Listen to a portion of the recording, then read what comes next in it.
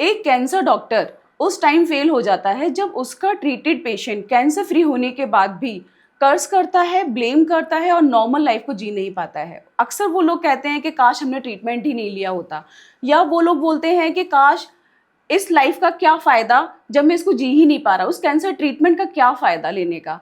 तो बहुत सारी ऐसी चीज़ें हैं। आज अब मैं अपने यूट्यूब वीडियोस पर भी देखती हूँ, इतने सारे नेगेटिव कमेंट मुझे बोलते हैं कि मेरी लाइफ हेल हो गई है जब से मैंने रेडिएशन लिया है, या जब से मैंने कैंसर का ट्रीटमेंट लिया है मैं कैंसर फ्री हूँ लेकिन नॉर्मल लाइफ नहीं जी पा रहा, अपने डे टू डे एक्टिविटीज़ नहीं कर पा रहे, खा नहीं पा रहे, पी नहीं पा रहे। बहुत सारे ऐसे निगेटिव कमेंट्स आते हैं, तो मुझे लगा यस कुछ मिसिंग है। और वो क्या मिसिंग है, हमसे कहाँ गलती हो रही है एज ए ऑन्कोलॉजिस्ट, पेशेंट से कहाँ गलती हो रही है जब वो ट्रीटमेंट पूरा ले रहे हैं। बहुत दुख होता है कि पेशेंट्स लगातार ट्रीटमेंट ले रहे होते हैं, कंटिन्यूसली ट्रीटमेंट ले रहे होते हैं without being defaulter, without any gap, और उसके बाद भी सक्सेस रेट नहीं है, उसके बाद भी they are not living their life fully. तो कुछ तो मिसिंग है, और वो क्या मिसिंग है उस पर हमने बहुत रिसर्च किया, डिस्कशन किया। मैंने मेरे पुराने वीडियोस में बहुत डिस्कशन किया है इसके बारे में, लेकिन मुझे लगा कि इसके बारे में और डिटेल में डिस्कशन होना चाहिए एक एक्सपर्ट के साथ। तो आज आप लोगों के लिए मैं एक बहुत ही स्पेशल गेस्ट लेकर आ रही हूँ, डॉक्टर राजेंद्र, जो कि डायरेक्टर हैं मैक्स शालीमार हॉस्पिटल के। He is very renowned, very famous oncologist, और वो इस रिहेबिलिटेशन, एक जो वर्ड होता है जो हम उनके साथ डिटेल में डिस्कस करेंगे, वो बताएंगे कि ये एक्चुअली क्या है, इसको कैसे करना होता है, कहाँ मिसिंग है, क्या प्रॉब्लम आ रही है। तो आप सभी के साथ मैं वेलकम करती हूँ doctor Rajendra. Thank you doctor Rekha. Sir thank you so much for giving me your time. Thank you so much. तो मैं चाहती हूँ पहले आप मेरी ऑडियंस को अपने बारे में बताएं। रेखा, कैंसर से मेरा बहुत लगाव है। मैंने ब्रांच बहुत मन से चूज़ की। मैंने MBBS अपना KGMC लखनऊ से किया। उसके बाद मुझे लगा कि मुझे कैंसर एक ऐसा फील्ड है जिसमें बहुत फ्रस्ट्रेशन है, बहुत नेग्लेक्टेड ब्रांच है। मूवीज़ में जब किसी हीरो को ये दिखाना है कि इसको एंड में डेथ हो जाएगी, ये बहुत फ्रस्ट्रेटेड है, तो उसे कैंसर से पीड़ित दिखाते हैं, एक बैकग्राउंड बना देते हैं कि देखो कैंसर है, इसको बहुत ज़्यादा डर है। वक्त के साथ आप देखेंगे पिछले 15-20 सालों में साइंस ने बहुत तरक्की की, बहुत चीज़ें। सर्जरी में आप बात करेंगे, रोबोटिक सर्जरी आ गई। व्यक्ति कंप्यूटर पे बैठा है और रोबोट ऑपरेट कर रहा है। Is it not funny? कितनी एडवांस चीज़ें हो गई है। हम लोग देखते हैं कि भाई हमारे जो पेशेंट्स रेडिएशन कराने आते हैं, पहले कितना ज़्यादा प्रॉब्लम थी, रेडियो एक्टिव ट्रीटमेंट होते थे, डॉक्टर्स को भी डर लगता था। हमें कहा जाता था कि मिनिमम से मिनिमम टाइम आपको रेडिएशन रूम में बिताना है और आप दूर रहिए। लेकिन अब सब एक्सरे बेस्ड हो गया, तो रेडियो एक्टिविटी चली गई, कंप्यूटराइज्ड हो गया, 3 डायमेंशनल सिटी स्कैन होने लगे, 4 डायमेंशनल सिटी स्कैन होने लगे। आपके मूवमेंट्स जो होते हैं, ब्रेस्ट के, लंग के मूवमेंट, लीवर के मूवमेंट, हम वो तक कैच करने लगे। अगर हम कीमोथेरेपी में आते हैं, इम्यूनोथेरेपी, टारगेटेड ड्रग्स, जिनके साइड इफेक्ट ऑलमोस्ट मिनिमल है, लेकिन क्या सच में साइड इफेक्ट्स मिनिमल है? ऐसा तो नहीं है। नहीं। अगर आप at the end of day देखेंगे एक पेशेंट, जैसे हम आज हेड एंड नेक कैंसर की बात कर रहे हैं, जो मोस्ट कॉमन कैंसर है हमारे यहाँ इंडिया में, मेल्स में अगर हम देखें तो 25 to 26% of all cancer is only head and neck cancer. So when we are saying head, we are not saying brain tumors. So we are starting from the tongue, cheeks, base of tongue, throat के cancer. तो हम इन cancers की आज बात करने वाले हैं। इन cancers में मोस्टली जो पेशेंट्स होते हैं वो तीनों ब्रांच से गुजरते हैं, या एटलीस्ट 2 से जरूर गुजरते हैं। Surgery plus radiation is mandatory, और radiation plus chemo is mandatory. अगर पेशेंट का ऐसी जगह कैंसर है जिसको सेक्रीफाइस करने से, जिसको रिमूव कर देने से वो परमानेंट डिसेबल हो जाएगा, तो यूजुअली वहाँ हम रेडिएशन और कीमो पे जाते हैं, वहाँ हम सर्जरी नहीं करते। स्पेशली टंग का वो पार्ट जो फिक्स है, बेस ऑफ टंग, वो हिस्सा जहाँ से हम बोल रहे हैं, हम बातें कर रहे हैं, तो वहाँ हम सर्जरी नहीं कर सकते। और जो पोर्शन मुंह का जो मोबाइल है, चीक्स है, लिप्स है, ओरल टंग है, इनमें मोस्टली सर्जरी होती है। अब जब हम बात करते हैं कि क्या खोया पेशेंट ने, क्या कीमत चुकाई कैंसर की, वो बहुत बड़ी है, बहुत बड़ी है। हम सिर्फ सोचते हैं वो ट्रॉमा जो उसकी डायग्नोसिस से आया, हम सोचते हैं वो फाइनेंशियल ट्रॉमा जो उसने कीमत दी है, वो कीमत नहीं है। आप देखिए कि एक हेड एंड नेक कैंसर का पेशेंट, ब्यूटीफुल सी लड़की है, उसका चीक ऑपरेट हो जाए और वो एक फ्लैप लगा दिया जाए। कितनी भी अच्छी आप प्लास्टिक सर्जरी करो, आप वो जो प्लास्टिक सर्जन ऊपर बैठा है ना, आप उसकी बराबरी नहीं कर सकते। Absolutely true. थायराइड की सर्जरी जब आप करते हैं, एक बड़ा सा स्कार छूट जाता है, उसको आप रिपेयर नहीं कर सकते। जो नेचुरल हमारी जो सलवटें आती हैं स्किन में, वो कुदरत ने दी है, दे आर ब्यूटी मार्क्स। लेकिन जो सर्जन के ब्लेड से आते हैं, दे आर डिफरेंट। जब हम आगे बढ़ते हैं और हम देखते हैं कि परमानेंट पेशेंट का चेहरा ही बिगड़ गया, उसकी जो स्किन थी वो हमेशा के लिए ड्राई हो गई, उसके जो बोलने की जो स्वीटनेस थी, बहुत सारे लोग हैं जो आजकल सोशल मीडिया पे गाना गाते हैं, बहुत सारे ऐसे प्लेटफॉर्म हैं जहाँ व्यक्ति अपनी वॉइस को यूज़ करता है। बहुत सारे हमारे जो पेशेंट्स हैं, they are teacher, they are professors, बहुत सारे हैं जो सोशल मीडिया से जुड़े हुए हैं, जिनका फेस बहुत बड़ी वैल्यू रखता है। तो अगर ट्रीटमेंट से उनका कैंसर रिकवर हो गया, लेकिन उनकी ब्यूटी, उनकी वॉइस, उनकी मिठास, उनका खाना खाने का जो डिफरेंट फूड वैरायटी है, वो स्वाद उनका चला गया, तो I think they paid a big cost to it. And हम लोग इस पे अक्सर डिस्कशन करते हैं, अपने जो हमारे साथी कलीग हैं, सर्जन हैं, हमारे दोस्त रेडिएशन मेडिकल में जो दोस्त हैं, उनसे साथ डिस्कस करते हैं और क्या कर सकते हैं over and about the best of the techniques. तो रेखा, ये डिस्कशन हमारा 2012-13 से हम स्टार्ट कर सकते हैं। हमने एक टीम बनाई।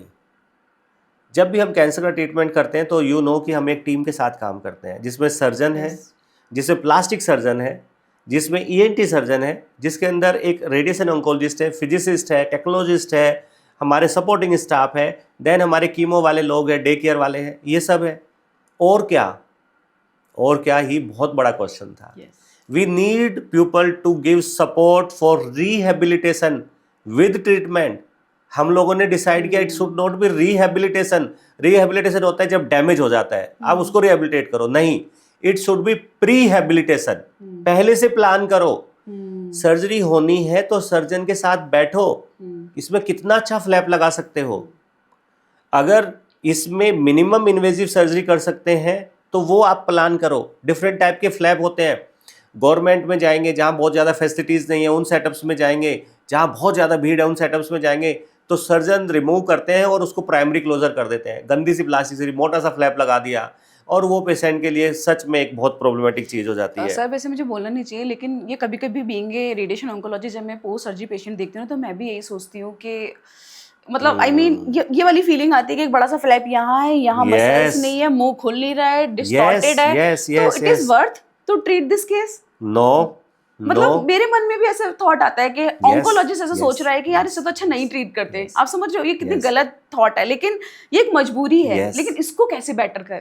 तो इसके लिए वही जो हमने कहा रेखा कि हम लोगों ने प्लान किया, तो we started a study in 2012। So उस स्टडी में हमने अपने ENT के लोग लिए जो बनाइन केसेस देखते हैं, जो हमारे कॉम्प्लिकेशंस झेलते हैं। हमारे कॉम्प्लिकेशंस मतलब कैंसर स्पेसिस के जो कॉम्प्लिकेशन देखते हैं, ENT को अपने साथ में लिया। हमने फिजियोथेरेपी में से 2 ग्रुप बनाए। एक वो ग्रुप जो एक्चुअल फिजियोथेरेपी कराता है, आपके neck movements, fibrosis, shoulder movement, इन चीज़ों को जो देखता है, और एक ग्रुप जो स्पीच एंड लैंग्वेज के स्पेशलिस्ट होते हैं। They work only on swallowing, speech, cosmesis, on this dysphagia, aspiration prevention पे काम करते हैं। तो we made a group of radiation oncologist, ENT people and dysphagia specialist including physiotherapist. हमने अब पेशेंट्स को 2 ग्रुप में डिवाइड किया। एक ग्रुप जो बेस्ट ऑफ द ट्रीटमेंट लेगा, रोबोटिक सर्जरी चाहिए तो वी विल डू, उसको best of the rapid arc IGRT चाहिए, वी विल डू, उसको जो भी कीमोथेरेपी टारगेटेड ड्रग चाहिए हम लोगों ने उनको दिया। लेकिन जो सेकेंड ग्रुप था उसमें हमने एक एडिशनल कर दिया, वी एडिड समथिंग। वो था कि हम पहले दिन से ही, पहले वीक ऑफ ट्रीटमेंट से ही उनको प्रीहेबिलिटेशन में ले जाएंगे, उनको गाइड करेंगे, एजुकेट करेंगे कि आपको क्या क्या करना है और हमारी टीम क्या करेगी। तो हमने बेस लाइन उन लोगों की डेफिसिट देखी, चेक की। अगर किसी को बड़ा सा ट्यूमर है, टंग में है, लिप पे है, चीक पे है, तो उसकी वॉइस बेस ऑफ टंग पे है, तो उसका खाना निगलने का जो है वो डेफिसिट ऑलरेडी हो चुका होगा। वो हमने नोट किया कि इसको हम कैसे इंप्रूव करेंगे, लेट अस प्लान इट। हम लोगों ने फाइब्रो ऑप्टिक एंडोस्कोप जो नोज के थ्रू हम रखते हैं, और जो अंदर एक होता है ना यूवला, वहां पे हम होल्ड कर लेते हैं। पेशेंट को हम खाने के लिए देते हैं लिक्विड से मिल्क, थोड़ा सा सॉफ्ट जैसे कस्टर्ड, और थोड़ा सॉलिड बिस्किट। तो हमने 3 वैरायटी दिया, और हमने देखा कि जब पेशेंट स्वेलो कर रहा है विद द डिसीज, या पोस्ट ऑप पेशेंट है, रेडिएशन के लिए आया है, तो सर्जरी के बाद वो कितना चीजें स्वेलो कर पाता है। तो ये हमारा एक बेसलाइन आकलन हमने कर लिया, ताकि बाद में सिर्फ हमें रेडिएशन ऑन्कोलॉजिस्ट को ब्लेम ना आए, ठीक है, या पेशेंट को हम दिखा सके देखो इतना डेफिसिट आपको ऑलरेडी डिसीज ने किया है। अब इस पेशेंट को हमने ट्रीटमेंट स्टार्ट किया रेडिएशन, और विद रेडिएशन जब उसको छाले आने लगते हैं, जो आप भी जानते हो कि सेकंड थर्ड वीक में म्यूकोसाइटिस आती है, स्लाइवा बहुत बनता है, छाले आते हैं, पेन आता है, तो ये टाइम होता है जब पेशेंट फ्रस्ट्रेट होने लगता है, वो खाना ठीक से स्वेलो नहीं करता, परेशान होता है, पेन होता है, लेटता है तो उसकी स्लाइवा उसके मुंह को फिल कर देती है, उसको बार बार खांसी होती है। तो ये टाइम होता है जब पेशेंट्स के मैक्सिमम एडमिशन होते हैं। और रेखा, जो पेशेंट्स एडमिट होता है सिर्फ स्लाइवा के लिए, पेन के लिए, लोअर इनटेक के लिए, उससे हमें डर नहीं लगता, दे आर सेफ पेशेंट्स। लेकिन उनमें से कौन सा पेशेंट ऑक्सीजन सैचुरेशन डिप होगी, किसको कफ ज़्यादा बढ़ जाएगी, किसकी चेस्ट में उसी के सिक्रेशन चले जाएंगे, जिसे हम लोग साइंस की भाषा में एस्पिरेशन कहते हैं। तो एस्पिरेशन दो तरीके के हैं, पेशेंट ने लिक्विड लिया, खांसी हुई तो वो भी बोल देगा डॉक्टर साहब जब भी लेता हूं तब खांसी होती है, but the killer is silent aspiration, the killer is silent aspiration. Patient को हल्का फुल्का है जिसे वो सोचता है कि स्लाइवा की वजह से है, रिएक्शंस की वजह से है, इसलिए मुझे खांसी हो रही, नहीं, थोड़ा थोड़ा ड्रॉप ड्रॉप उसको लंग्स में फ्लूइड जा रहा है। और ये पेशेंट थर्ड फोर्थ वीक में आपकी ओपीडी में आता है, फिर इसे एडमिट करते हैं और सडनली कॉल आती है कि उसे आईसीयू शिफ्ट करना है, और एक चेस्ट एक्सरे आप देखते हैं तो उसमें काफ़ी सारी ओपेसिटीज दिखाई देती है। इसको अगर आपको प्रिवेंट करना है तो आप ये फाइबर ऑप्टिक टेस्ट कीजिए, और उसको खाना अपने सामने देखिए, आपको वीडियो में दिखाई देगा कि वो उसके वॉइस बॉक्स तक जाता है और वहाँ से बाहर वापस आ जाता है, या वो अंदर चला जाता है। So by doing FEES fibre optic endoscopic evaluation of swallowing and speech, you can actually जज द साइलेंट एस्पिरेशन। आपको पेशेंट को क्या खिलाना है, सपोज करिए रोबोटिक सर्जरी से एक तरफ का टॉन्सिल ऑपरेट हुआ है, तो वो वीक साइड है, उस तरफ से अगर पेशेंट स्वेलो करेगा तो वो एस्पिरेट करेगा। लेकिन अगर आप उसे गाइड करते हैं तो नेक थोड़ा सा टिल्ट करके दूसरी साइड से, तो वो उसका हेल्दी साइड है, तो वो स्वेलो कर सकता है। तो ये चीजें आप प्रिवेंटिवली फीस से कर सकते हैं। तो ये हमने स्टार्ट किया थर्ड फोर्थ वीक में, we started doing assessing patients कि उन्हें क्या क्या कॉम्प्लिकेशंस आ रहे हैं, and accordingly we have given them supportive treatment. फिर इन्हीं पेशेंट्स को हमने थर्ड और 6 मंथ तक हम लेके गए। एक एडिशनल चीज जो हमने ऐड की थी वो किया था डिस्फेजिया प्रिवेंटिव एक्सरसाइजेस। सो डिस्फेजिया प्रिवेंटिव एक्सरसाइज में क्या किया, पेशेंट्स को लिप, चीक, टंग, टॉन्सिल, लैरिंग्स की एक्सरसाइज सिखाई, नेक की एक्सरसाइज सिखाई, ताकि ये चीजें मजबूत हो और वो होल्ड कर सके अपने फूड को, अच्छे से स्वेलो कर सके। तो ये जो सेकंड ग्रुप था, ये ग्रुप जब आगे बढ़ा, जब हमने at the end of 6 month comparison किया, इधर 50 पेशेंट इधर 50 पेशेंट्स, तो जो ये ग्रुप था जो पहले ही वीक से एक्सरसाइज कर रहा था, preventive exercise, who was under strong monitoring, हम लोग उसको क्लोजली ऑब्जर्व कर रहे थे, तो इस पेशेंट्स में कॉम्प्लिकेशंस कम आए, एडमिशन कम हुए, इन पेशेंट्स में डेथ बहुत कम हुई, इन लोगों में मसल मास अच्छा रहा, वॉइस क्वालिटी अच्छी रही, क्वालिटी ऑफ लाइफ अच्छी रही, इन लोगों का जो एक हम लोग बोलते हैं ना इमोशनल वेलबींग, आप फ्रस्ट्रेट है तो पत्नी की छोटी छोटी चीजें भी गुस्से वाली लगती है बच्चा कुछ कहेगा वो गुस्सा आता है, तो वो क्या पूछती है, आपकी वाइफ क्या पूछती है आपसे, आज कहीं से लड़ के आए हो क्या? तो वो जो पेशेंट है, वो जो कैंसर से लड़ रहा है, आप उससे कुछ भी बोलेंगे वो फ्रस्ट्रेट फील करेगा। सर ये मैंने भी नोटिस किया है कि जब बहुत सारे पेशेंट आते हैं ना ओपीडी में या फॉलो अप में ड्यूरिंग रेडिएशन, तो अक्सर वाइफ आके बोलती है कि मैम ये आजकल बहुत गुस्सा करने लगे हैं। यस यस यस, ये तो सीरियसली आपने सही कहा, ये मैंने बहुत नोटिस किया है। यस, तो ये उनका जो इमोशनल वेलबींग है, ये उनकी मिजरी से जुड़ा हुआ है, उनकी प्रॉब्लम से जुड़ा हुआ है, जिसपे हम लोग एज ए ऑन्कोलॉजिस्ट, मैं कहूँगा हम लोग, मैं आप, हम लोग ध्यान नहीं देते हैं। हम लोग ध्यान देते हैं उसके मेन ट्रीटमेंट पे, हम नहीं देते कि उसको क्या प्रॉब्लम है, वो किस फेज से गुजर रहा है। तो I will divide it into physical, जो एक्चुअल में उसको डैमेज हुआ है, उसकी वजह से जो वो खाना नहीं खा पा रहा ठीक से, वो बोल नहीं पा रहा, वो दोस्तों से गप्पे मारता था फोन पे, वो नहीं मार पा रहा, उसको जो पेन हो रहा है, उसको पेन किलर्स लेनी पड़ती है, उसको जो स्वादिष्ट खाना खाना था, चिकन खाना था, मसालेदार पनीर खाना था, नहीं खा सकता वो। ये तो सर मेरे रेडिएशन के हर वीडियो पे क्वेश्चन है कि मैम मैं तीखा कब से खाना खा पाऊंगा। यस यस सर ये बहुत पेनफुल होता है क्योंकि मुझे भी Yes. पता है कि मैं नहीं बता सकती कब से खा पाएंगे, लेकिन कितना पेनफुल है ये एक बंदा अपनी चॉइस का खाना ना खा पाना। सो डॉक्टर रेखा, इसके ऊपर हम लोगों की टीम बहुत काम कर रही है मैक्स में। इसको कहते हैं कीमेथेफेसिस। सो केमिकल्स जो टेस्टिंग है, मीठा स्वाद आना, नमकीन स्वाद आना, तीखा स्वाद आना या ज़्यादा लगना, ओवर सेंसिटाइजेशन होना टंग का हमारा। तो जो भी कैंसर्स ऐसे होते हैं जो चीक, लिप, टंग के आसपास, टॉन्सिल के आसपास है, जिन्हें हमने रेडिएशन दिया है, तो ड्यू टू म्यूकोसाइटिस हमारी टेस्ट बड डैमेज हो जाती है। सो डिपेंडिंग अपॉन कि कितनी अच्छी आपने रेडिएशन की प्लानिंग की है, उसके ऊपर डिपेंड करता है कि कितना डैमेज हुआ। तो ये आपके ऊपर जाता है, एज ए डॉक्टर हमारे ऊपर जाता है। तो हम बहुत अच्छी प्लानिंग करें, और अगर डायरेक्टली टंग में कैंसर नहीं है तो हम अपनी प्लानिंग में ओरल कैविटी को अलग से मार्क करें और उसको कम डोज दें, उसको बचाएं। बट अगर टंग कैंसर ही है तो क्या करें? देना होगा रेडिएशन, फुल डोज देनी होगी।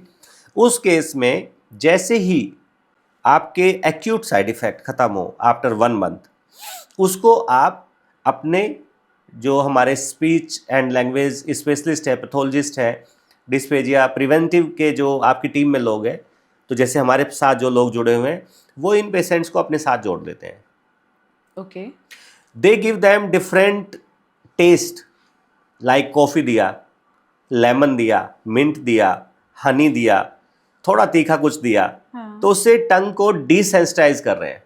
अभी टंग में क्या है? पेन है, म्यूकस है, रिएक्शंस है, तो उसको डिफरेंट टेस्ट हम दिखा रहे हैं। सर ये ड्यूरिंग ट्रीटमेंट ही स्टार्ट कर देते हैं? No, we start usually after 1 month. Usually after 1 month. Treatment. Yes, yes. Okay. After completion of treatment, after 1 month, when your acute reactions, जो acute ulcers है, वो कम होने लगे, तो आपको टंग को इसके लिए सेंसिटाइज करना है। सर फ्रैंकली स्पीकिंग ये बात मुझे भी पहली बार पता चली कि ये वाला प्रॉब्लम भी सॉल्व हो सकता है। क्योंकि जर्नली मैं जो लोगों को रिहेबिलिटेशन बताती थी, क्योंकि जैसे कि आपने बोला कि रिहेबिलिटेशन बहुत ही नेग्लेक्टेड है, बहुत सारे सेंटर्स में तो रिहेबिलिटेशन सेंटर्स ही नहीं है। yes. तो जब मैं लोगों को बताती हूँ मेरे वीडियो के माध्यम से, या फिर जब मुझे फिजिकली मिलते हैं कि आप ट्रिस्मस के लिए एक्सरसाइज करिए, सॉलोइंग स्पीच के लिए रिहेबिलिटेशन सेंटर्स हैं, बट टेस्ट को भी रिवर्स किया जा सकता है, ये मेरे लिए 100% रेखा। देखो, पहली चीज तो रेखा हमें ये देखना होगा कि रिहेबिलिटेशन का क्या मतलब है। आज तक रिहेबिलिटेशन का मतलब होता है कोई बड़ा सा सेंटर होगा, किसी का पैर कटा होगा, किसी का हाथ कटा होगा, कोई पैरालाइज्ड होगा, उनको रिहेबिलिटेशन करना है। आप फाइन चीजें भूल जाते हो। हेड एंड नेक कैंसर के पेशेंट में अगर खाने का स्वाद चला जाए, लीव एवरीथिंग अपार्ट, केवल स्वाद चला जाए, वो क्या खाता है? दलिया, खिचड़ी, दूध, प्रोटीन पाउडर। डेली ये खा सकता है कोई आदमी? बिल्कुल नहीं खा सकता। तो उसे वैरायटी चाहिए। मैं और आप सुबह से क्या खाते हैं? कुछ नाश्ते में डिफरेंट सा खाते हैं। छुट्टी होती है तो क्या कहते हैं? डिफरेंट बनवाते हैं डेली कि आज कुछ चटपटा खाने का मन है, आज गोलगप्पे खाना है। तो वो लड़की जिसे कैंसर है और जिसका ट्रीटमेंट हुआ और उसका कैंसर ठीक भी हो गया, आज वो गोलगप्पे नहीं खा सकती क्योंकि वो बियर नहीं कर सकती। आप सोच के देखिए उसको कितना इमोशनल ट्रॉमा होता होगा। और रिहेबिलिटेशन में क्या चाहिए? एक प्रोएक्टिव डॉक्टर, एक प्रोएक्टिव टीम, एक अच्छा सा डिस्पेजिया की टीम से व्यक्ति, और एक टाइमली इंटरवेन करने वाला, फीस करने वाला एक आपका ईएनटी का साथी। ओके सर, यहाँ पे मैं थोड़ा सा इसको समराइज करना चाहती हूँ कि जैसे कि आपने बताया head and neck cancer most common cancer है इंडिया में, right? Mainly surgery and radiation होता है। यस। और जो सपोर्ट, जो पेशेंट की क्वालिटी ऑफ लाइफ खराब हो रही है कैंसर फ्री होने के बाद, उसको हम क्योर कर सकते हैं, करेक्ट कर सकते हैं अगर हम रिहेबिलिटेशन पे ध्यान दें। yes. तो आप मुझे ये बताइए कि एक head and neck cancer patient है, उसको क्या क्या रिहेबिलिटेशन में जरूरत है? लाइक ट्रिस्मस के लिए, सॉइलिंग, ये पूरा मुझे आप स्टेप बाय स्टेप बताइए, number wise. So Rekha, we start from the most common things. So most common thing आप हेड एंड नेक कैंसर में देखेंगे कि ये पेशेंट्स जो होते हैं प्रॉपर स्वेलो नहीं कर सकते। राइट। पहले से गुटखा, तंबाकू बहुत ज़्यादा खाया हुआ है। इतनी सारी एड्स में भी आप देखते हो बड़े बड़े अल्सर। और आप देखेंगे कि मुझे ऐसा नहीं कहना चाहिए कि कुछ न कुछ जो झूठी चमक दिखाई जाती है। आप गुटखे के ऐड देखिए कितने जबरदस्त हैं। Seriously sir. खैनी के आप ऐड देखिए, स्मोकिंग के ऐड देखिए। अब सरकार थोड़ा सा इतना करने लगी है कि उसके ऊपर गंदी सी फोटो लगा देती है, बैन नहीं करती। बड़े बड़े फिल्म स्टार उसका ऐड करते हैं। जो तो उसका आप ये देखो कि उसका नुकसान क्या है। आप हमारे पेशेंट आते हैं, हम लोग हमेशा करते हैं माउथ ओपनिंग कितनी है, हाँ, तो we check by fingers. Yes sir, एक नॉर्मल आदमी कितना बड़ा मुंह खोल सकता है, इतना बड़ा हाँ, तरबूज खा सकता है, हाँ, और हमारे cancer patients 1 finger 2 finger mouth opening है, फाइब्रोसिस हो गया। तो हम लोग काम करते हैं कि उसकी फाइब्रोसिस को कैसे प्रिवेंट करें, उसका माउथ ओपनिंग कैसे हम अच्छे से अच्छे करें। क्लासिकल तरीके होते थे कि एक इंस्ट्रूमेंट मुंह में दीजिए और दांत को खींच दीजिए, वुडन स्टिक्स दीजिए और वुडन स्टिक को बढ़ाते चले जाइए। देखिए, जिस पेशेंट का कैंसर का ट्रीटमेंट हुआ है और जिसके ब्रिटल टीथ है, वीक टीथ है, म्यूकोसाइटिस है, फोर्सफुली खोलेंगे तो या तो टीएम जॉइंट जाएगा, यस सर, आप देखेंगे कुछ समय के बाद उसको यहाँ पेन स्टार्ट हो जाएगा, होता है, राइट, या उसके इंसिजर टीथ जो है वो वीक हो जाएंगे और वो टेम्परेरली खुलेगा मुंह और फिर वो बंद हो जाएगा। हाँ, इसके लिए हम लोग एडवाइस करते हैं by manual palpation and breaking off the fibres. Finger से पेशेंट को हैबिट डालिए कि थोड़ा सा ऑयल, कोई भी ऑयल ले सकते हैं, कोकोनट ऑयल ले सकते हैं या बादाम का तेल ले सकते हैं, उसको फिंगर पे लगाएं और उन बैंड्स को अंदर और बाहर से ब्रेक करें। तो ये आपका बक्कल मुकोजा चीक है, हाँ, इसके एक फिंगर मुंह में अंदर ले जाएं और उसको इस तरह से मैनुअल मसाज करें दोनों तरफ। हाँ, तो उससे जो बैंड बन गए हैं, हाँ, जिसकी वजह से माउथ ओपनिंग नहीं होती, उसको आप करें, मसाज करें। गर्दन में दर्द होता है, कमर दर्द करता है, तो मम्मी क्या बोलती है, कोई मेरी मसाज कर दे आज। यस, तो तंबाकू ने गाल को डैमेज कर दिया, तो आप मसाज करिए अंदर और बाहर से। हमें कहीं जाना होता है, तैयार होना होता है, तो हम क्या करते हैं, नहा धो के क्रीम लगाते हैं। तो हम सिर्फ बाहर की स्किन पे क्रीम लगाते हैं, अंदर की म्यूकोसा की क्रीम कहाँ गई, नहीं लगाते ना, लगानी है। तो कोई भी ऑयल लेके उनको बेसिकली मसाज करना है। उसके साथ आप माउथ ओपनिंग ट्राई कीजिए। आप देखिएगा आपके पेशेंट की जो माउथ ओपनिंग है वो धीरे धीरे परमानेंट होने लगेगी, अच्छी होने लगेगी। Coming to which one is better, wooden spatulas, ice cream की जो वो स्टिक्स होती हैं वर्सेस स्टील के बने हुए जो है, तो जितना सॉफ्ट होगा प्लास्टिक, सॉफ्ट प्लास्टिक हो, वुडन स्पैचुलास हो, उससे अगर आप माउथ ओपनिंग करेंगे तो टीथ डैमेज नहीं होंगे। अच्छा, यहाँ पे sir sorry to interrupt you, but मेरा क्वेश्चन यही इसी से ही रिलेटेड है। बहुत सारे पेशेंट अक्सर बोलते हैं कि हम महीनों से कर रहे हैं, सालों से कर रहे हैं, एक्सरसाइज सब कुछ कर रहे हैं, क्योंकि जो मैंने भी रिसेंटली अपने एक वीडियो डाला था कि ट्रिसमस को कैसे करेक्ट करना है, तो उसमें मैंने बताया है जो एक्सरसाइजेज एंड मसाज ये सब बता रहे हैं, ये सब मैंने बताई है, साथ ही साथ माउथ ओपनर के साथ ओपनिंग्स वाली एक्सरसाइजेज बताई हैं। तो उनका कहना ये है कि हम सब कुछ कर रहे हैं, वी ट्राइड एवरीथिंग, उसके बाद भी माउथ ओपनिंग नहीं है। तो क्या इज देयर एनी मेडिकेशन और any treatment, oral treatment for trismus? So doctor Rekha, देखिए इसमें ना हमें ये चीज देखनी होगी कि हमारा जो डैमेज हुआ है वो इरिवर्सिबल है या रिवर्सिबल है। कितनी बुरी तरह से वो डैमेज करके आया है, या उसका पूरा चीक को ऑपरेट करके बड़ा सा फ्लैप लगा के फिजिकली तो नहीं आपने स्टिच मार दिए। अगर इस तरह की गंदी सर्जरी की गई है, अगर उसने तंबाकू बहुत ज्यादा खाया है और उसका फाइबर्स पूरे डैमेज है और बेसलाइन में ही डैमेज थे, तो they will hard to recover. उसमें कुछ सर्जरीज आती हैं जिनको सो दीज काइंड ऑफ जो फिजिकल रेस्ट्रिक्शन जिनकी ट्रीटमेंट आई है, उनके लिए कुछ सर्जरीज है, रिकंस्ट्रक्टिव सर्जरीज, जिससे करके वो आप ओपन कर सकते हैं, but that is not easy.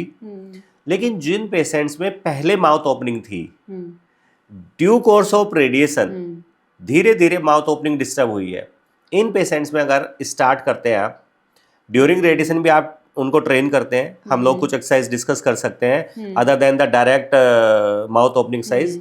There are exercises जो आपके टीएम जॉइंट को इन्वॉल्व करती हैं, आपके चिन को इन्वॉल्व करती हैं, आपका जो एक कमिश्योर है, जैसे जोर से बोले मुंह खोलना है, ऐसे ऐसे करके उसको बोलेंगे तो ये सारा का सारा हमारा होगा, ये सारा हमारा टाइट होगा। उस व्यक्ति को जैसे जोकर मुंह बनाता है, लेफ्ट राइट ऐसे कराइए उसको, तो उसके जो फाइबर्स है इनमें ब्लड फ्लो बढ़ेगा। तो देर आर डेडिकेटेड एक्सरसाइजेस जो आप ट्रिसमस के लिए स्पेशली बनी है, उसके लिए जैसे मैंने बताया कि आप मसाज कीजिए, जोकर जैसा मुंह बनाइए, मिरर में देखे खूब गंदे से चिढ़ाइए अपने आप को। इसके साथ अगर मेडिसिन पार्ट पे देखें तो कुछ हद तक glutathione, vitamin C and tocotrienol vitamin E का एक रूप है, इनका रोल है, there is proven role and there is a science behind it, कि जो डैमेज हुआ है अगर उसको अच्छा एंटीऑक्सीडेंट आप देते हो रिपेयर करने के लिए, फाइब्रोसिस प्रिवेंट करने के लिए टोकोट्रायनोल देते हो, ये प्रिवेंशन में देना है। So this are preventive. Okay, You start it Not for treatment. immediately after the no, it is used for the treatment also. okay, You start immediately after say 1 month of your radiation. जैसे reactions खत्म होती हैं, you start high doses of glutathione which is at least 1 gram. You give tocotrienol in the range of 800 to 1200 milligram per day. Usually 400 mg का capsule आता है, तो आप morning evening या मॉर्निंग आफ्टरनून इवनिंग दीजिए. And vitamin C in the range of 1.5 to 2 gram. चूसने वाला अगर विटामिन सी आप दे रहे हैं पेशेंट को, तो एटलीस्ट 4 टैबलेट आप दिन में दीजिए. करक्यूमिन, कच्ची हल्दी के रस से बनने वाली जो दवाइयाँ हैं, बहुत कॉमन है, उनके अपने आप में बहुत अच्छी बेनिफिट्स हैं. आप करक्यूमिन हाई डोज में दीजिए पेशेंट को इन the range of 2 to 6 gram per day.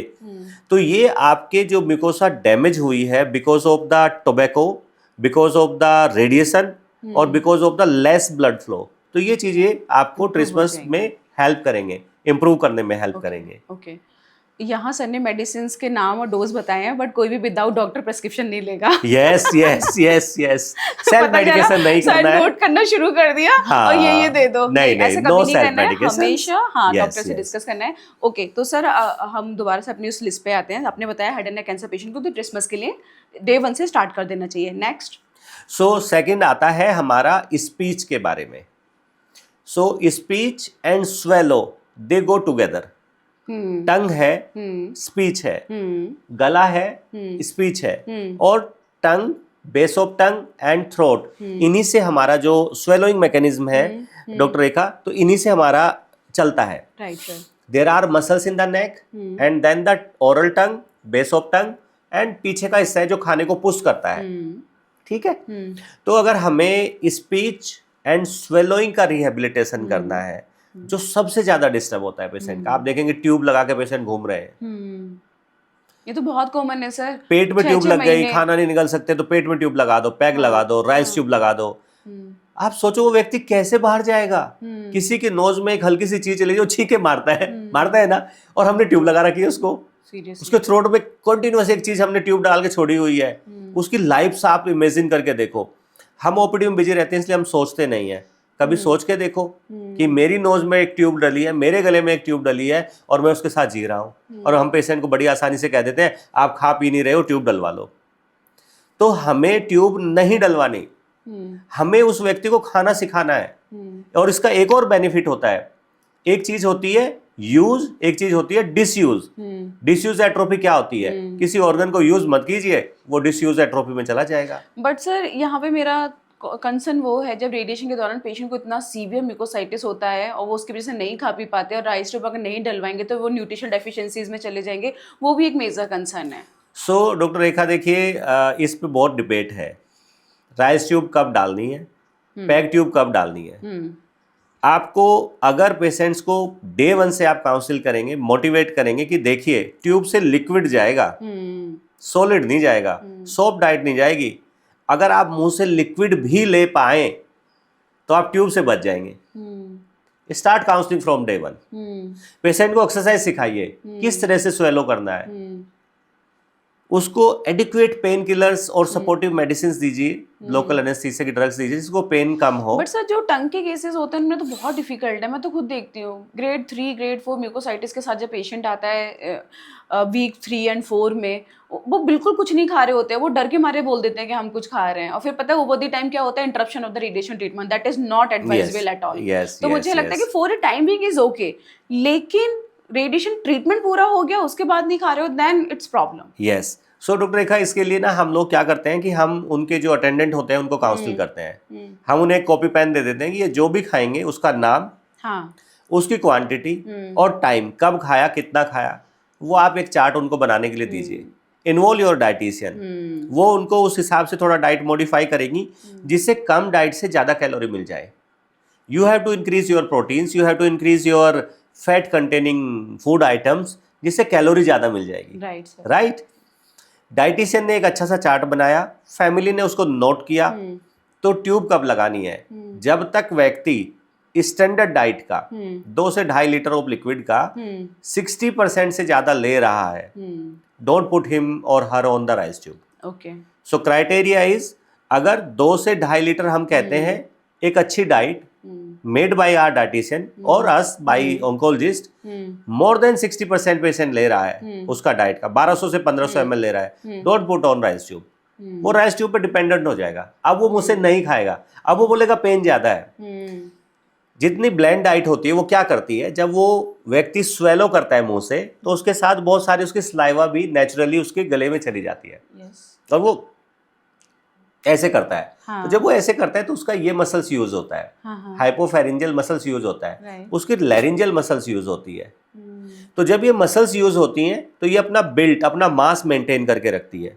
There is a study published in 2008, जिन लोगों ने head and neck cancer patients में बेसलाइन जो डिसीज के साथ एमआरआई हुआ था उसको लिया और उसमें मसल मास चेक किया।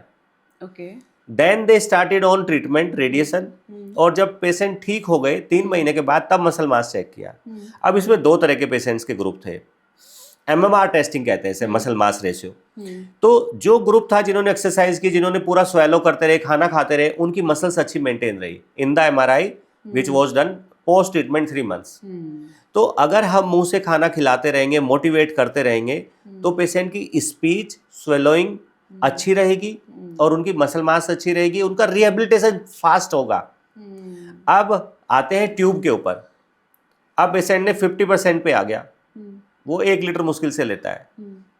Put Ryle's tube, but educate patient, उसको प्रॉमिस ले लो 1 हफ्ते बाद ट्यूब हटानी है हमें ये, और उसको बोलिए कि मुंह से भी खाना है। अगर वो Ryle's tube, yes, during Ryle's tube patient को आप मुंह से खाना सिखाइए। उसका एक तरीका होता है, अगर एनाटॉमिकली आप देखेंगे तो जो वॉइस बॉक्स है, जो ट्रेकिया है, सांस की नली जो है वो आगे लोकेटेड है और फूड पाइप पोस्टीरियरली होता है, ये जो रीढ़ की हड्डी है इसकी तरफ होता है। तो आप मानिए कि इस तरह से ये सांस की नली है, ये खाने की नली है। तो अगर आप इस तरह से कर देंगे तो सांस की नली आगे है तो उसमें जल्दी से खाना चला जाएगा। तो पेशेंट को चिन थोड़ा सा डाउन करना है और ऐसे आप वो खाना ले सकते हैं, या कोई स्ट्रो यूज कर सकते हैं। जब वो चिन डाउन करते हैं तो उनकी जो सांस की नली है वो ऑटोमेटिकली बंद हो जाती है। तो चिन डाउन में अगर आप स्ट्रो के साथ उन्हें लिक्विड पीने के लिए देंगे तो उन्हें एस्पिरेट नहीं होगा और वो खाने की नली में चला जाएगा। ये कुदरत ने मैकेनिज्म बनाया है। बस यहाँ पे प्रॉपर गाइडेंस की जरूरत है, प्रॉपर गाइडेंस की जरूरत है। क्योंकि जनरली सर मैंने देखा है, प्रैक्टिस में भी देखा है कि जब राइल्स ट्यूब पर पेशेंट होते हैं ना तो उन्हें बोल देते हैं कि मुंह से नहीं खाना है, एस्पिरेट कर जाओगे। बट इट इज ए वे कि आपको उसे कैसे खिलाने के लिए बोलना है। राइल्स ट्यूब के साथ अच्छा है कि उन्हें एनकरेज करते रहें ताकि वो मसल्स यूज करते रहें। और दूसरा डॉक्टर रेखा, उसमें हमने क्या करना है कि जब पेशेंट हमारे राइल्स ट्यूब पे चले गए, ask them to do dysphagia preventive exercises. जैसे मैंने अभी बताया कि ऐसे मुंह ई, तो ये देखेंगे ये सारी मसल्स आपकी काम कर रही है। जैसे खाना निगलते हैं ना और यहाँ रोक लो, तो ये जब आप उसको एक्सरसाइज बोलेंगे ट्यूब के साथ तो उसका ब्लड सर्कुलेशन अच्छा होगा, उसके जो सिक्रेशन बन भी रहे हैं तो वो स्पिट कर पाएगा, उसकी मसल्स अच्छे से काम करेगी, वो दोबारा से आपको डाइट ले पाएगा। और आप देखेंगे 2 हफ्ते में 3 हफ्ते में उसकी राइस ट्यूब हट जाएगी और उनका जो सेल्फ कॉन्फिडेंस मुंह से खाने से बनता है ना वो नहीं बनेगा, वो ट्यूब से कभी नहीं आएगा। Tubes gives frustration, any tube, be it Ryle's tube, be it tracheostomy tube. Tracheostomy tube doctor Rekha हम लोग कोशिश करते हैं कि किसी को ना लगे।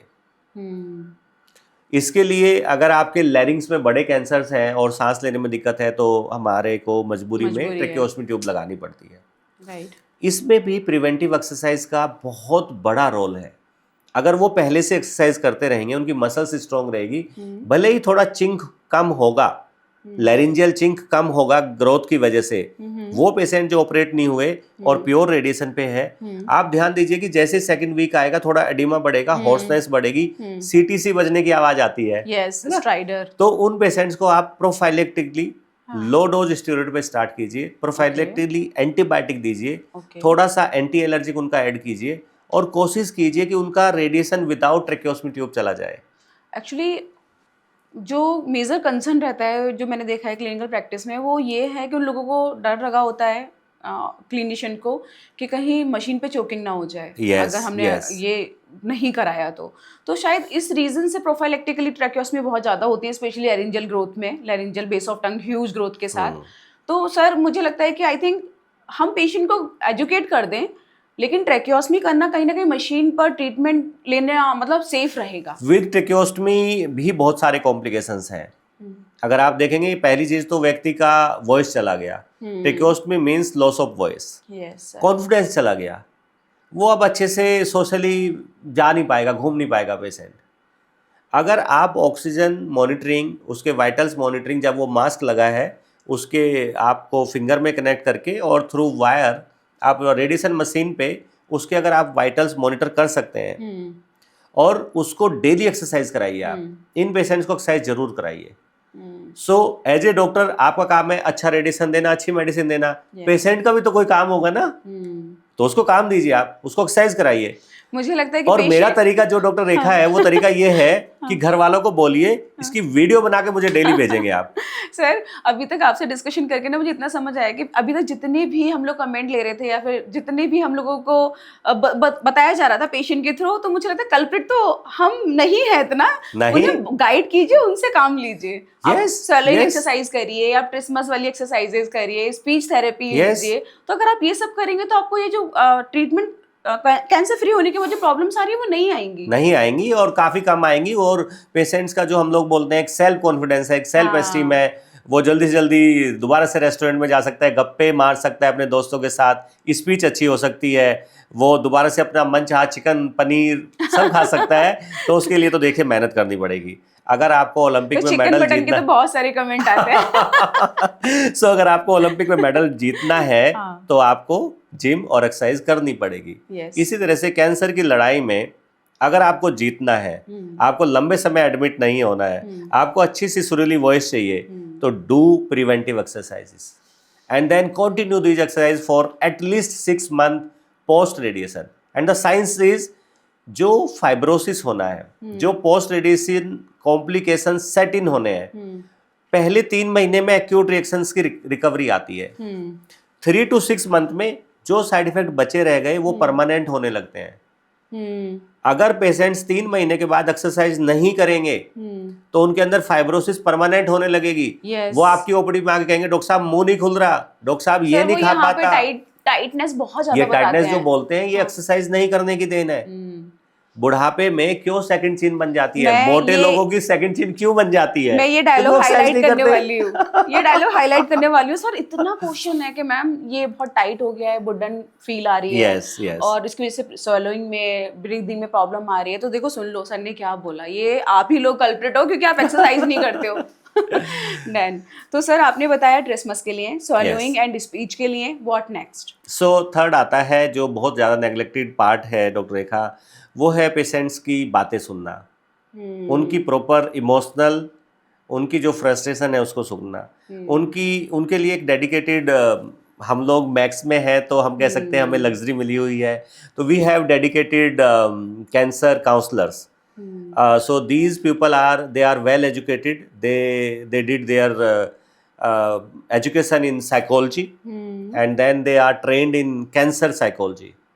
तो ये लोग पेशेंट से बातें करते हैं, उनसे पूछते हैं कि उन्हें क्या दिक्कतें आ रही हैं। किसी को फाइनेंस के लिए दिक्कत है, किसी को बेसिक सपोर्ट नहीं है। जैसे हेड नेक कैंसर पेशेंट का ट्रीटमेंट 6 से 7 हफ्ते चलता है तो एक अटेंडेंट को साथ में आना है, और अब वो अटेंडेंट जॉब पे जाता है, कौन उस व्यक्ति को लेके आएगा, और कैंसर का पेशेंट किस तरह से बस और मेट्रो में आता है वो हम सबको पता है। हम लोग रोज अपनी ओपीडीज में देखते हैं। तो ये जो support from the family is lacking, वो किसे बताए? डॉक्टर को तो अपनी प्रॉब्लम बताता है, दवाई लिखाता है और चला जाता है। इससे ज्यादा डॉक्टर से बात करेगा तो डॉक्टर बोलेगा नहीं और भी पेशेंट बैठे हैं। हाँ सर ये तो बहुत कॉमन है कि भाई इतना हो गया, अब आप from your team appoint anyone, कोई भी जो आपकी अच्छी नर्स है, थोड़ी सीनियर नर्स है, मैच्योर है, किसी को भी पेशेंट से उनके फीडबैक, उनकी प्रॉब्लम्स के लिए एक छोटी ओपीडी चैम्बर आप दे दीजिए। उनको बोलिए कि आप यहाँ बैठ जाइए, जब तक वो रेडिएशन के लिए वेट कर रहे हैं, वो डॉक्टर की ओपीडी के लिए वेट कर रहे हैं। Note down all those their problems. आप देखिए बड़ी अजीबोगरीब प्रॉब्लम्स निकल के आती है। एक पेशेंट की डॉटर की मैरिज ड्यू थी और उसने उसके लिए 10-15 लाख रुपए अरेंज करके रखे हुए थे, और उसे मुंह का कैंसर हुआ, बड़ी सर्जरी हुई, रेडिएशन हुआ, और उसका 10-12 लाख रुपए चला गया। अब वो कैसे अपनी डॉटर की मैरिज करे? ये जो इमोशनल जो ये प्रॉब्लम्स है, कई बार यंग पेशेंट्स में कैंसर हो जाता है, मैरिज फिक्स थी लेकिन अब कैंसर पेशेंट से कौन मैरिज करेगा? देर आर मैनी केसेस जहाँ पे डाइवोर्स हो जाते हैं। फीमेल को ब्रेस्ट कैंसर हुआ, गायनी कैंसर हुआ और हस्बैंड ने डाइवोर्स कर दिया, नॉट बिकॉज ऑफ फाइनेंसिस। उसे लगता है कि ये तो अब इनकम्प्लीट है। सो जो इस तरह की इमोशनल नीड्स हैं, जो प्रॉब्लम्स वो पेशेंट्स किसी को नहीं कह सकते, ये डिस्कस करना बहुत ज़रूरी है। इवन वेस्टर्न वर्ल्ड तो यहाँ तक बात करता है sexual life after cancer treatment. India में आप बोल नहीं सकते, सीरियसली आप प्रोस्टेट कैंसर से के पेशेंट से नहीं पूछ सकते कि sir are you sexually active और not. Yes sir. Breast cancer की पेशेंट हार्मोन के बाद जो ड्राइनेस आती है वो आपको नहीं बता सकती कि इससे मुझे कितनी वजाइनल ड्राइनेस है और मुझे क्या क्या प्रॉब्लम आती है। So we have to be blunt, we have to be open, we have to be sweet, we have to ask questions to the patient and give answers to them. There are almost there is a answer, there is a solution for every problem, be it a medicine, be it just listening to the patient. कई सारी books हैं जिसमें कहते हैं कि भाई लड़के जो होते हैं उनकी नेचर अलग होती है, गर्ल्स की नेचर अलग होती है। गर्ल्स कई बार सॉल्यूशन नहीं चाहती, वो चाहती है मेरी बात सुन लो यार। Same is with our patients. उसे हर चीज के लिए उसे मेडिसिन नहीं चाहिए।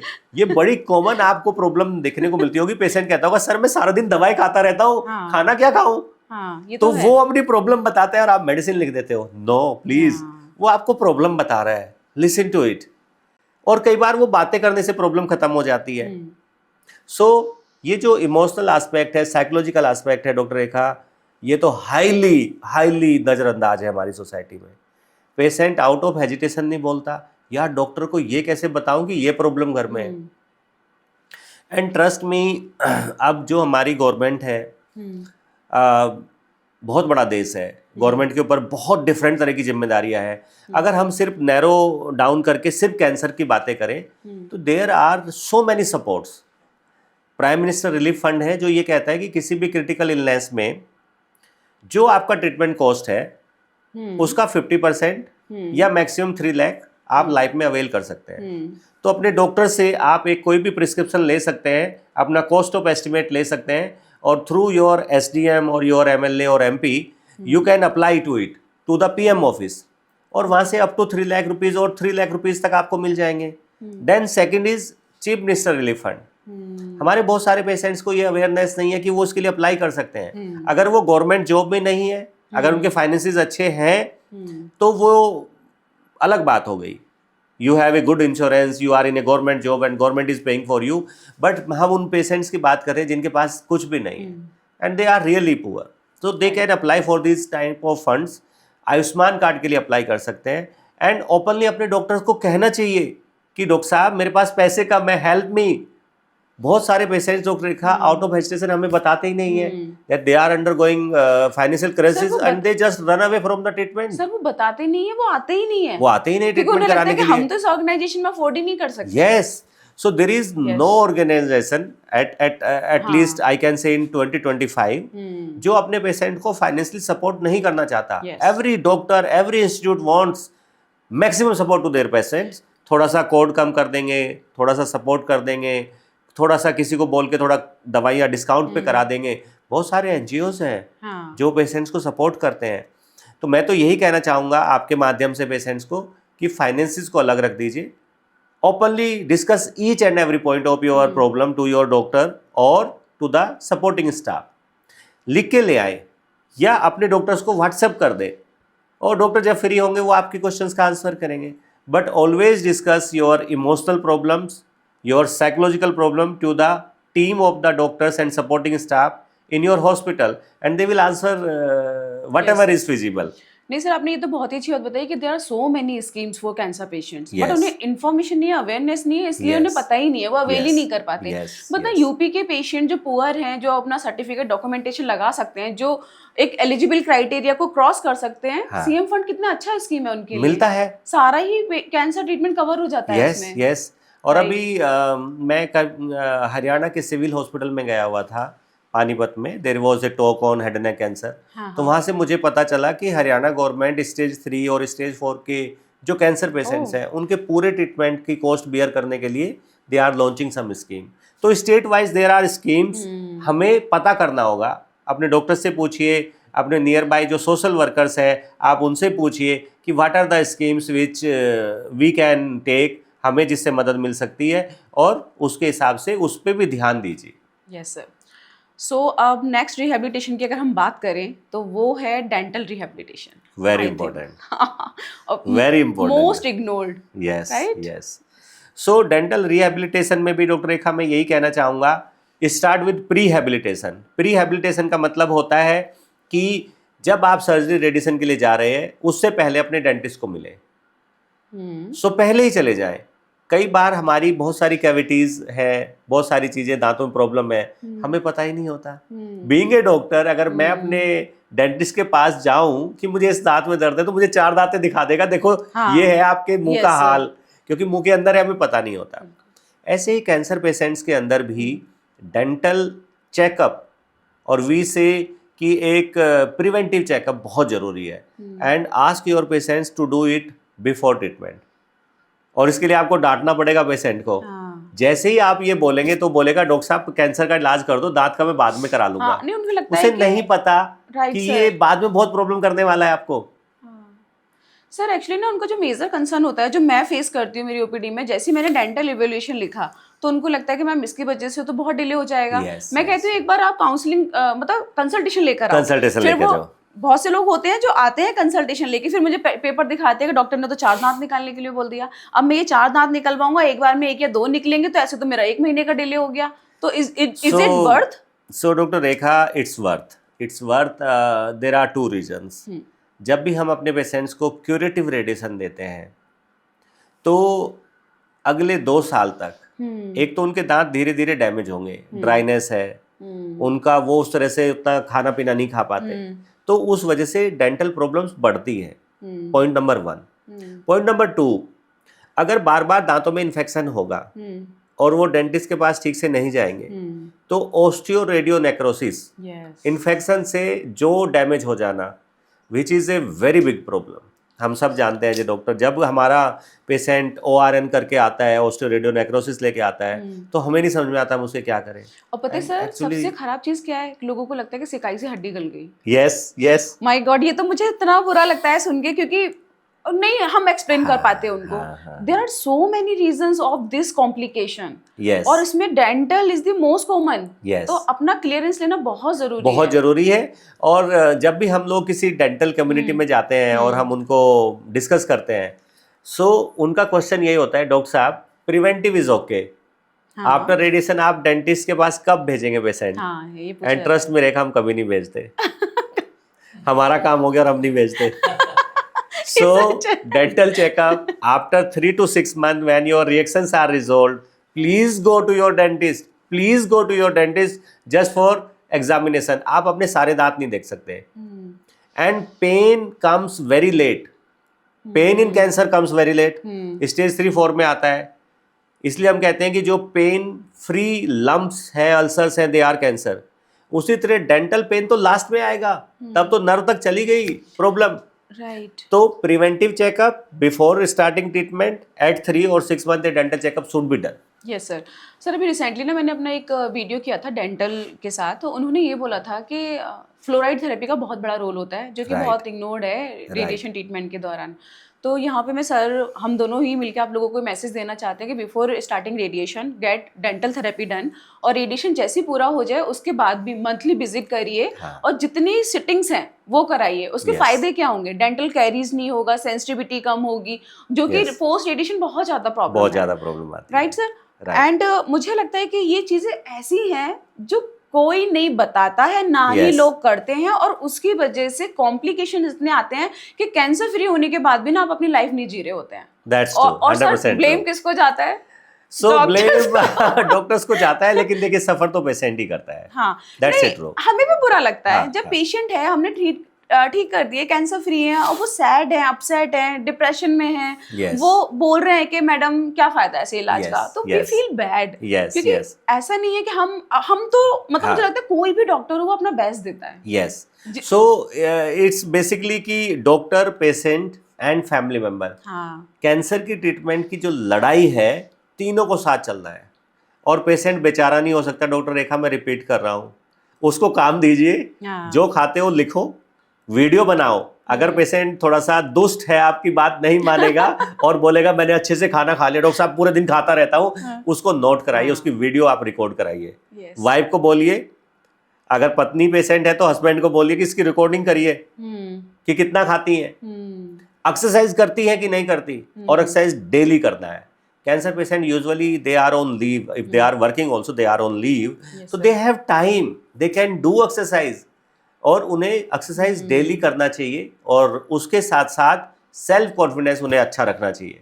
मैं तो अपने पेशेंट्स को कहता हूँ, अगर आप हंसी मजाक वाले cartoon Tom and Jerry, Taarak Mehta Ka Ooltah चश्मा डेली देखेंगे तो वैसे ही हंसी आएगी, वैसी चेहरे की एक्सरसाइज हो जाएगी। उदास बैठने में तो सारी एक्सरसाइज होती नहीं, मसल्स डल हो जाती है। अगर आप हंसते हैं तो देखो कितनी सारी एक्सरसाइज हो जाती है। अच्छा सर, यहाँ पे मेरा एक क्वेश्चन ये भी है कि आपको क्या लगता है कि कैंसर पेशेंट को एक साइकेट्रिक कंसल्टेशन कब लेना चाहिए?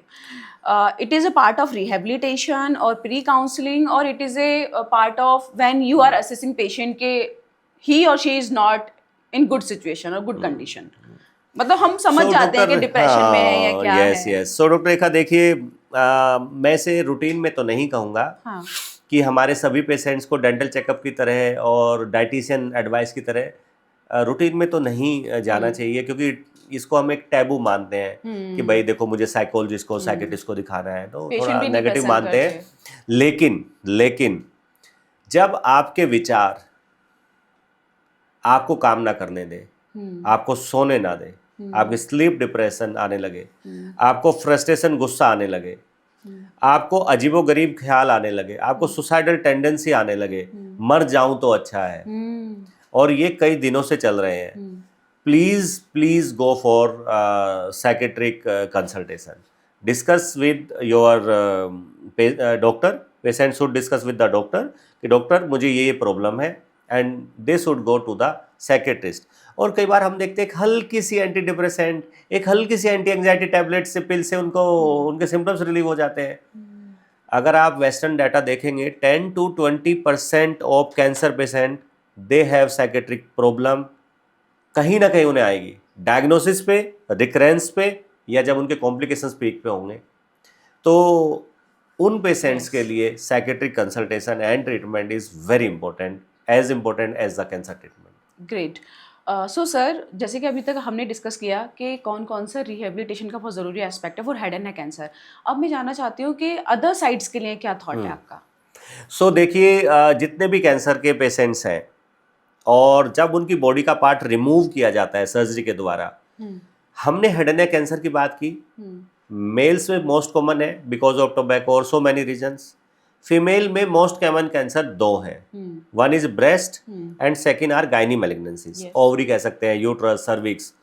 तो अगर हम गायनी मैलिग्नेंसीज और ब्रेस्ट को मिला दें तो they are 50 to 60% of total cancer in a female.